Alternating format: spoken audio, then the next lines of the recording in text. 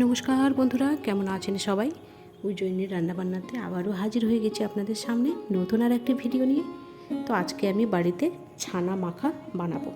তো ছানা মাখা বানাতে কি কি লাগছে, কীভাবে বানিয়েছি পুরোটাই তো অবশ্যই আপনাদের সঙ্গে শেয়ার করব। তার আগে দেখুন, ছানার তো বিভিন্ন রকম রেসিপি খেয়েছি আমরা, কিন্তু এটা একটা অসাধারণ রেসিপি। হোটেল কিংবা রেস্টুরেন্ট স্টাইলে বানিয়েছি, তার থেকেও খুব সহজভাবে আমি আপনাদের সঙ্গে শেয়ার করলাম রান্নাটা। ভালো লাগলে অবশ্যই লাইক করবেন, কমেন্ট করবেন। নতুন যদি হয়ে থাকেন অবশ্যই সাবস্ক্রাইব করে পাশে থাকবেন নতুন নতুন ভিডিও পেতে। তাহলে চলুন শুরু করি। তো দেখুন, ছানা মাখা বানাতে এখানে আমি নিয়েছি পনির, গ্রেট করে নিয়েছি।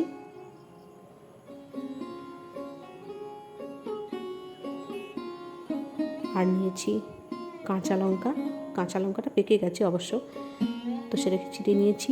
আর পেঁয়াজকে কিউব করে কেটে নিয়েছি, ক্যাপসিকামও কিউব করে কেটেছি এইরকমভাবে। আর নিয়েছি একটা টমেটোর হাফ কেটে নিয়েছি। তো চলুন তাহলে শুরু করি। প্রথমে একটা কড়াই বসিয়ে দিলাম। কড়াই গরম হয়ে গেলে তাতে সাদা তেল দিয়ে দিচ্ছি পরিমাণ মতো।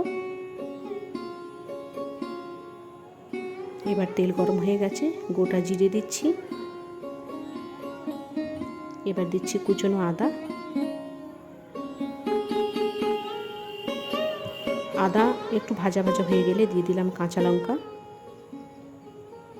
এবার দিচ্ছি টমেটো।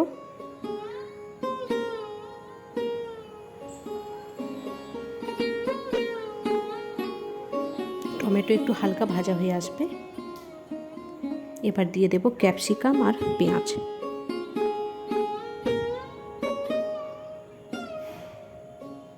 একটু হালকাভাবে নাড়িয়ে নেব।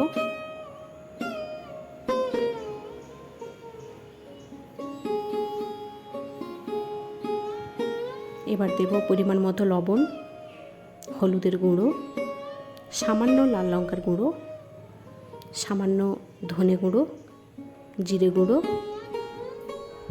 দিয়ে ভালোভাবে আরেকবার কষিয়ে নেব। কষানো হয়ে গেলে গ্রেট করে রাখা পনির দিয়ে দিচ্ছি, দিয়ে আবারও ভালোভাবে একটু নেড়ে নেব।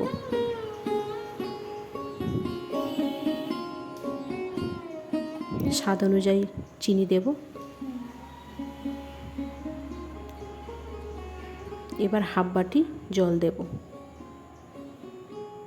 যাতে সুন্দরভাবে সেদ্ধ হয়ে যায়। এবার ঢাকা দিয়ে রেখে দেব কিছুক্ষণ। ঢাকনা খুলে একবার দেখে নিচ্ছি।